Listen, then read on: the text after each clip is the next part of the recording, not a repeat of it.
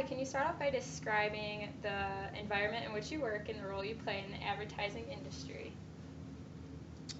Well, the company is Visual Right, and we function as a graphic art studio for the advertising industry. Some of our clients are ad agencies, and some of our clients are direct to the manufacturers. All right, what are some characteristics about your agency that you want clients to know before coming in? Well, one of the probably the most important parts about our company is we could do many different tasks under one roof. We could do radio, TV, animation, 3D, print in one place, and social media advertising. Okay, and what do you find that your clients are looking for usually? Well, usually they like the fact that if they have a project, they could put it across all platforms and keep consistency throughout because we understand, the colors, the fonts, the logos, everything's the same, whether it's TV, whether it's print, whether it's social media, pre-roll, web, whatever. Okay, so they're usually like multi-platforms? Yeah. More Yes, than just one. absolutely. Okay, and what kind of culture does your firm promote? Well, the culture is, it's an art studio, so you have artistic people working for you, so it's a looser environment. There's not a lot of rules and regulations when people show up, when they leave. It's a little looser because artistic people usually get a little more leeway and aren't Yeah. too restrictive. Um, so what approach do you use when creating your ads in order to grab the audience's attention and to make your clients happy with the work that you produce? Well, it's understanding your market, your target. That's huge. Where you're going to be advertising, where the media buys are going to be. And based on that criteria is where you start trying to hone in on what you want to focus on for what the ad should look like and feel. Okay. Um, so I kind of already answered this. So the design of your ads are not always approached in the same manner. No. It kind of just depends on Yeah, different clients different have clients. different needs. Okay. We do work from cigarette brands to alcohol to hospitals to pharmaceutical companies. So there's a wide range of determining how you're going to focus on that. And Same age group of people, but different products. okay, and how do you go about getting your clients? How do you deal with the same ones year after year, or do you sometimes Well, have new clients? yeah, we're always going after new clients, and new clients could be two approaches. One, just on the art and style of what our studio produces, or our ability to do large volume projects. That's generally how we could break in, to a new client. Okay, do you think that the media is manipulating society? To a degree, yes, but I mean, everybody's an independent thinker, so if you allow advertising to force you to buy something, um, I don't think it's as manipulative as people think. But most people are busy, and when you're busy, you're not paying attention, and when you see these ads, they stick in your head, and before you know it, you have the product in your house. Okay, and then as far as children, you say independent thinkers, but sometimes children you can't categorize them as making those kind of decisions and differentiating a good product from a bad one just Oh because yeah, of advertising. yeah, advertisers know they could advertise to children and influence the parents' purchases. The minivan was a perfect example of that. They really advertised to kids when they were advertising minivans, and the kids screamed and yelled that they wanted these minivans for their soccer and all the other activities they did, and it worked. Is it right and is it fair? It's an ethical question. It's a tough call. Again, do the parents need to listen to the kids? Should the parents be paying attention more to the advertising the kids are watching? It's a toss-up. I don't know if it's But it's definitely directed towards children, so the advertisers are doing it. Have you produced any advertisements that direct it to the children, to appealing to children? No, because a lot of the products we do are adult, you know, like I Related. said, with the alcohol and the cigarettes and things. With Chicago, that's big in Chicago, so.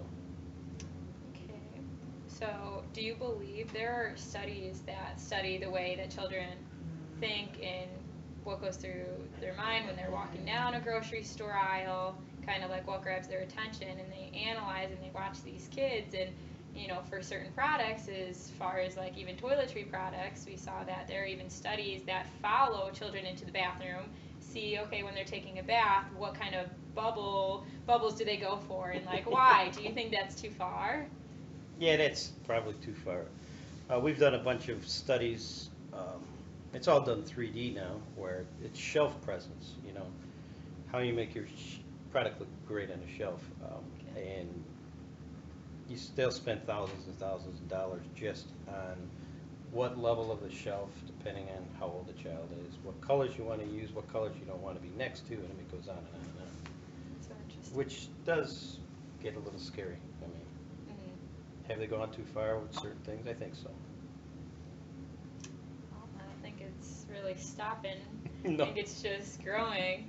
All right, so for Because it my works. no, go ahead. No, I mean it works, so that's why Yeah. it continues. So for my project, I'm researching the youth movement, cultural jamming, and basically it takes the advertisements and exploits the truth and exploits what the brand actually,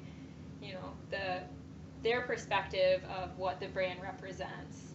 So I showed you previous to this some examples of cultural jams. So what are your opinions about that? Do you think they have the right to do that? It's, at first glance, it looks like just another opinion. Like if you take the Pepsi one, you see a fat guy with the logo. Yeah. Okay, I mean, some people could get fat off of drinking pop. I'm sure you drink pop, I drink pop, I'm not fat, you're not fat. So, I mean, it's another sway and another angle. The Camel cigarette one, that's another one where it's, how far do you go with knowing what these products can and can't do? When you see people running around smoking cigarettes until they're 90 years old, and you depict a guy with getting his chemo taken care of. So how do you really know what these products are doing to that extent where you could do exactly what the advertisers are doing, say, hey, this product is great for you, and then you could say, no, this product is bad for you, it's going to make you fat. Well, it makes some people fat, and other people can control their consumption so it doesn't make them fat. So is the product bad in it itself, or is the use and abuse of the product the bad part? Yeah. So I think some of those blocking some of the ads are trying to make people aware. Maybe the approach should be on the abuse, misuse, overconsumption of products versus, hey, this product's going to make you fat, this product's going to make you die, this product's going to... And blaming it on the brand. Yeah. Because it's really the user and the use ultimately, on either end, whether you use it or not, or you abuse it or not. Do you think that if this movement becomes more prominent, that people will actually start changing their, consumer decisions and their behavior? Do you think they'll actually listen to these these anti-advertisements? Yes, I think if the approach is right, and I think if you try to approach it in a way where you're trying to help the people and make them understand that the product might not be that evil, but the way you use it can be. So give them the power to decide what to buy and how much to use and when to use it so they don't abuse it. Because I think if you take the opposite approach, saying, hey, these advertisers are selling cigarettes to kids, well, I'm going to, fight them on that, then it's just a battle. But I think if you give the power to the people, let them know that, hey, these products aren't that good, moderation, it's okay, but give the control to the consumer. So, being the one that creates these advertisements, are you kind of mad that movements like this exist? Or are you like, No, I mean, because up to this point, after 30 years in advertising, I've never been aware of it. Mhm. There's been some, because the cigarette companies had to actually do anti-cigarette campaigns against themselves. oh The wow. government made them do that. So we were part of that. So I was aware of that type of stuff, but not this movement. Mhm. Um, I think the advertising industry is just so big that even just like movements like this just seem so tiny that, it's kind of hard to advertise their cause as much as, And these the big thing is, brands out there. being in a capitalistic society, even there's freedoms to make products and sell products and advertise products. So freedom of speech can start to come into the issue. It's like, hey, I'm making a product and people are free to buy it or not, and if they abuse it, well, that's their problem, and that's kind of how the country was founded.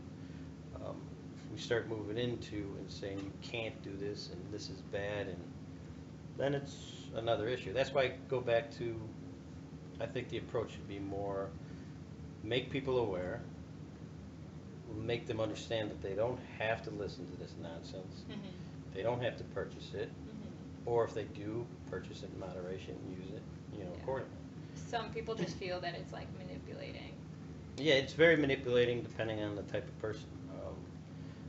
Because the theory goes, you're sitting in your house and you're watching TV and you see all these commercials, and if you have those products around your house, you're part of society, you're successful, and you're happy. Yeah. But those products might not be good for you. Mhm. And then what do you stop and then? Because almost all products probably aren't good in some aspect or another. It's like, so, well, this product isn't as bad as that one, so buy this one instead of this one, and then you get into this big mess. That's why I think it's about education, letting people Yeah. be educated enough and then choose correctly and then choose not to abuse.